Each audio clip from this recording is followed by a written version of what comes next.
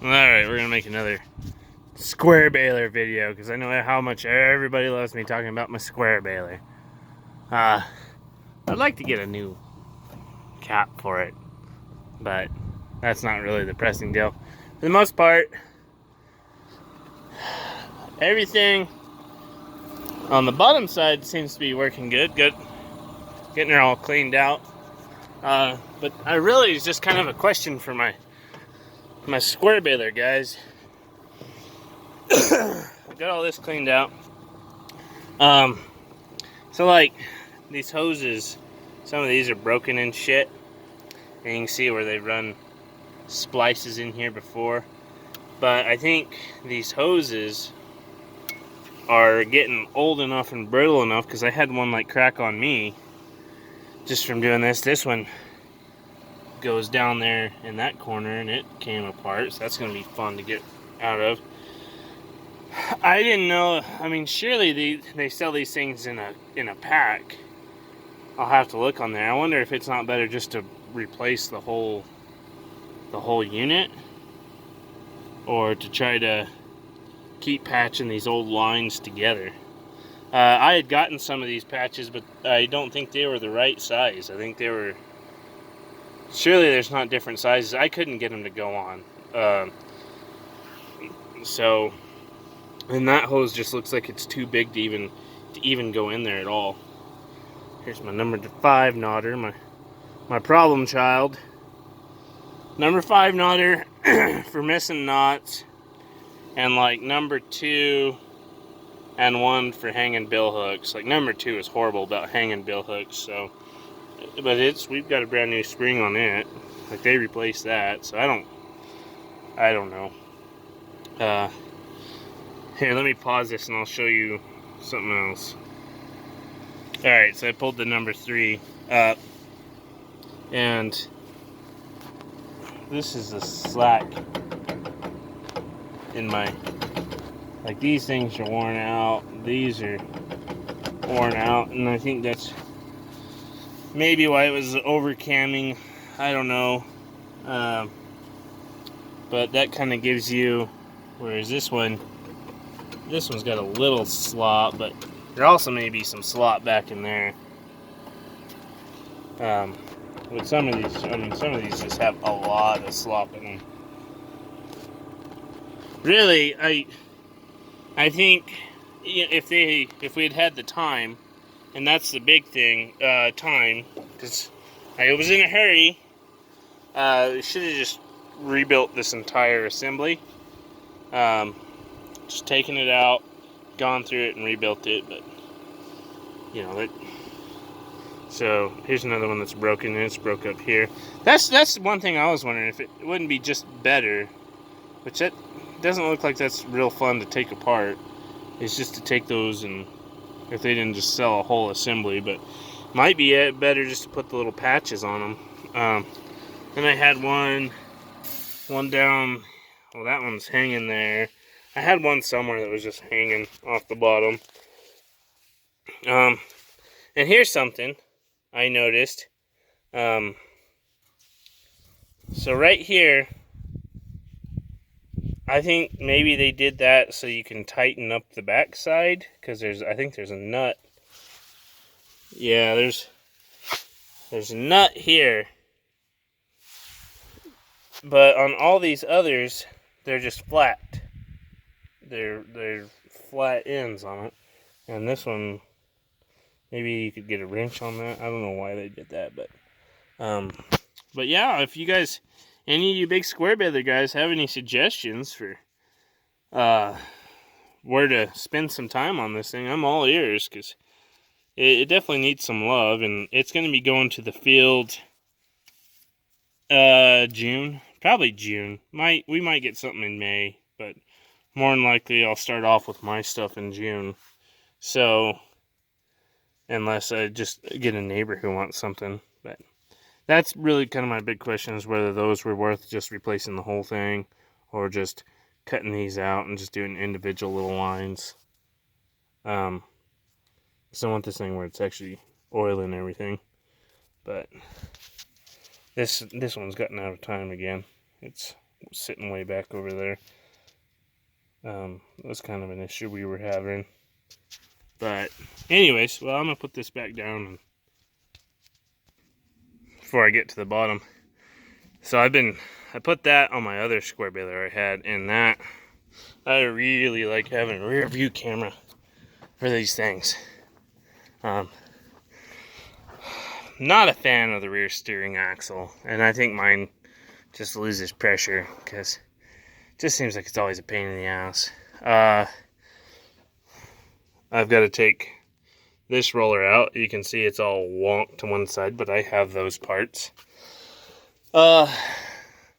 This thing was just like horrible. They replaced that bearing. I mean, they did a lot to it. And I think for what I paid for the machine, I think it's going to be a hell of a deal for me. I really do. I think it's going to be awesome for what I paid for it. So, you know, it's probably one of the cheaper things sits in this shed. So, but I just getting her all cleaned off, and I'm going to put her back over in here. I had my grain truck in here, which it's got a little bit of seed in the back of it, but I just need to dump it at this point. But I'll be put it back in here where I had that old 4630. Then I'll have to turn that around when I get my round baler back. It's at Livingston's. They're doing some updates to it and just a little bit of warranty work. Getting it ready for the year. As you can see, this thing is ready to go except for the cutter bar. We got to go through the cutter bar and flip some of these around. Like this one's just practically shot. I mean, that stuff wore these knives down. This worked really good. I'm concerned about these going into wheat, it balling up. I may take them off and just go back to the little half towers I had on there. Yeah, blades that are they're worn, need to be replaced. My conditioners are worn out, and that's, you know, if those will work, I'm gonna leave those on there because I'm gonna replace these conditioners this year. At the end of the year, I'll be putting new conditioners on this thing. Circle C conditioners, I can get them refurbished for $4,000, or I can probably get the dealership to put brand new ones in and bearings for like $6,000. So I don't know which I'm gonna do yet, but like that's rock brake. Rocks are terrible, but these things just wore that dry stuff wore these knives out. Like look at this one. This one's like paper thin. But yeah, needs new conditioners.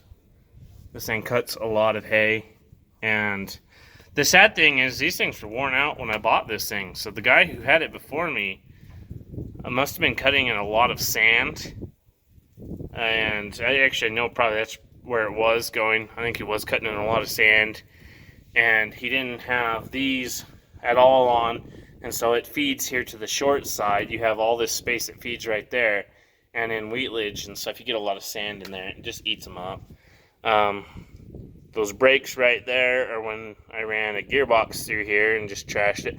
I honestly should have just replaced them all then. This is a brand new roller I put in. So that gearbox, when it came in, it bent this roller, and it wasn't enough to notice it, but it threw a lope in it, and it took out a gearbox down the, I'll show you. It was taken out. It caused so much more damage than we initially thought. Took out one of the shear hubs.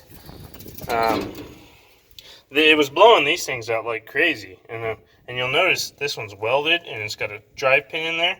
Well, it took us kind of forever to figure out, you know, what was really happening, and it took out it since it threw a lope on this end. It was always blowing this one out, and it took out this. It caused this to go out. So that was fun, you know, when you really think it was maybe 12 grand, somewhere in there. But our insurance company stepped up and really helped us out and actually paid for a fair majority of it, which is amazing. I'm so happy that they did that. Most of the time, if it had been like my last insurance company, I would have been told where to go. I would have been told to go wherever the hell my cows were. So, you know, I'm not bitter. But had a quick day, so getting everything, you know, cleaned up. Just cleaning on that a little bit. My controversy drill, that's its name.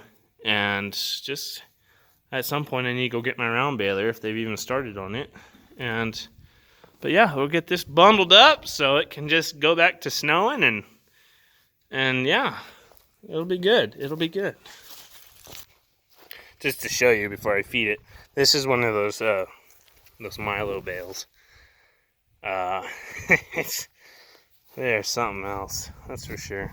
That thing sit over there, like it got caught in a snowstorm, so it got wet in there. But yeah, these things are just chock full of grain.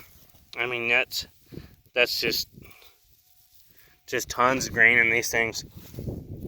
But they weren't very fun to bale, that's for sure. That's why I think that baler, I hope it's going to be good in wheat.